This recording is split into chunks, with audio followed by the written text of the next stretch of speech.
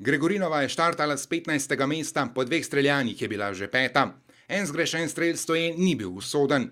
V zadnji krog je krenila kot 5, 5 sekund za kolajno. Prehitela je Semerenko in Sovkalovo ter osvojila bronasto odličje.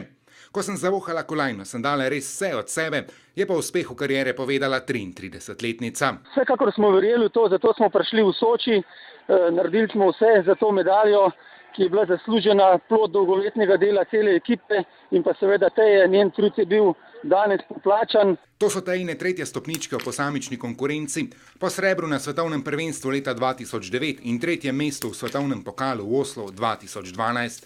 To je nagrada za celotno biatlonsko reprezentanco, a iger zanjo še ni konec.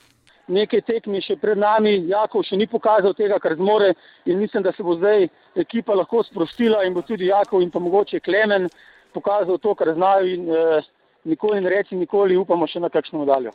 Morda že v četrtek, ko bo na sporedu individualna tekma za moške.